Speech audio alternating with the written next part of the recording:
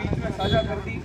पहले तो आप सब लोगों का धन्यवाद देना चाहता हूं कि पूरे प्रदेश के विद्यार्थियों के ऊपर इस समय जो संकट के बादल मंडरा रहे हैं, इस घोर संकट के समय के अंदर आप सब लोगों ने सोशल डिस्टेंसिंग, जो सामाजिक दूरी की गाइडलाइन सरकार ने जारी कर रखी है, उसकी पालना करते हुए सोशल मीडिया के माध्यम से जो आप लोगों तक संदेश पहुंचा, उसके माध्यम से आप सब लोग पहुंचे हैं, उसके लिए मैं आप सब लोगों का धन्यवाद देना चाहता हूं।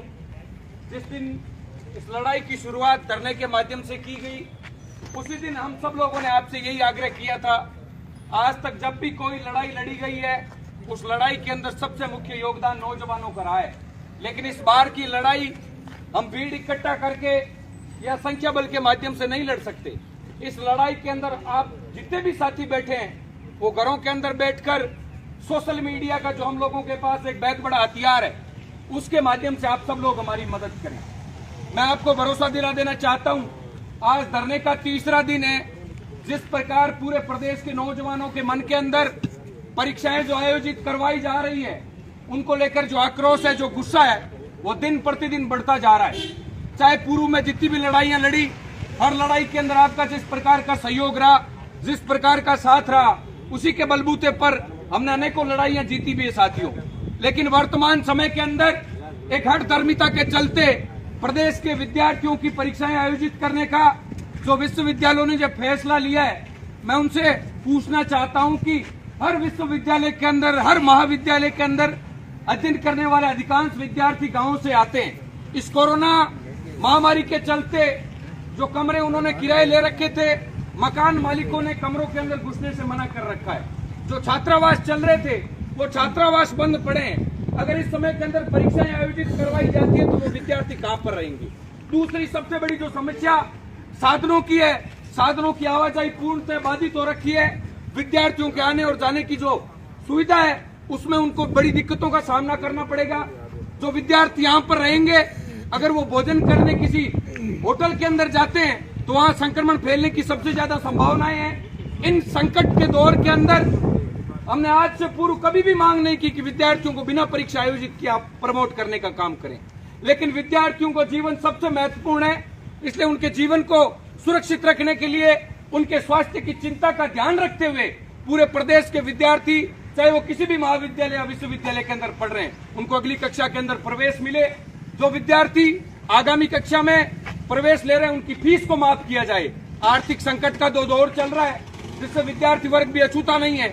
इस समय के अंदर विद्यार्थियों की वर्तमान सत्र की फीस माफ की जाए। जो विद्यार्थी कमरों के अंदर या छात्रावास के अंदर किराए पर रह रहे थे, उनके छात्रावास और कमरे का किराया माफ किया जाए। जो अंतिम वर्ष के विद्यार्थी हैं, उनको पिछली कक्षाओं के अंदर आए अंकों में औसत निकालकर 10% के अतिरिक्त अंक देकर उनको अगली कक्षा के अंदर प्रमोट किया जाए, उनको पास किया जाए। इन मांगों को लेकर 3 दिन से हम शांतिपूर्ण तरीके से ये लड़ाई लड़ रहे हैं। आज राष्ट्रीय राजमार्ग पर केवल एक सांकेतिक प्रदर्शन होगा। शनिवार के दिन हम प्रयास करेंगे कि बीकानेर जिले के हर महाविद्यालय के अंदर, बीकानेर जिले की हर तहसील के स्तर पर, हर विधानसभा स्तर पर धरना शुरू हो। और सोमवार तक अगर हमारी मांगे नहीं मानी गई, तो शनिवार के दिन प्रेस कॉन्फ्रेंस करके हम घोषणा करेंगे, पूरे बीकानेर जिले को और संभाग को चक्का जाम करने का काम करेंगे।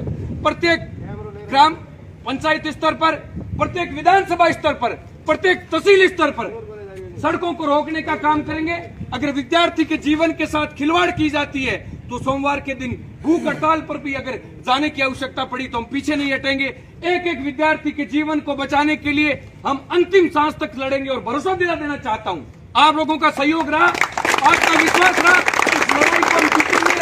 आज तक पूर्व के अंदर आप पता कर ले, जब भी कोई लड़ाई लड़ी गई है, जब युवा नौजवान साथी सड़कों पर उतरे, तो सरकारों को झुकना पड़ा है और उनकी मांगों को मानना पड़ा है। लेकिन भ्रमित नहीं हो, सोशल डिस्टेंसिंग का पालन करते हुए, अपने घर पर बैठकर अपने परिवार की स्वास्थ्य की चिंता का ख्याल रखते हुए आप सोशल मीडिया के माध्यम से हमारी मदद करें। आपने इस लड़ाई लड़ने की जिम्मेवारी जो हमारे कंधों पर सौंप रखी है। हम रात दिन धरना केवल सुबह 10 बजे से 5 बजे तक चलता है, लेकिन हम 24 घंटे इस धरने पर बैठकर सरकार को, विश्वविद्यालय प्रशासन को ये बता देना चाहते हैं, विद्यार्थियों के मन के अंदर जो गुस्सा है, जो आक्रोश है, आप हमें मजबूर मत करें कि हम सोशल डिस्टेंसिंग का पालन तोड़ें या लॉकडाउन के जो नियम है उनको तोड़कर मजबूरन हमें सड़कों पर उतरना पड़े, क्योंकि एक एक विद्यार्थी के जीवन को बचाने की जिम्मेवारी जो विद्यार्थियों ने हमें सौंप रखी है उसके लिए हम लड़ेंगे और सरकार को, विश्वविद्यालय प्रशासन को झुकना पड़ेगा और विद्यार्थियों को अगली कक्षा के अंदर प्रमोट करना पड़ेगा। ये भरोसा दिला देना चाहता हूं आप सब लोगों को। जब राष्ट्रीय राजमार्ग की ओर चल रहे हैं, सबसे ज्यादा हम सब लोगों पर आरोप इसी बात के लगाए जाते हैं कि हम लोग अनुशासन तोड़ देते हैं, लेकिन मुझे पूरा भरोसा है आप सब लोग जागरूक हैं, समझदार नौजवान हैं, इसलिए सोशल डिस्टेंसिंग का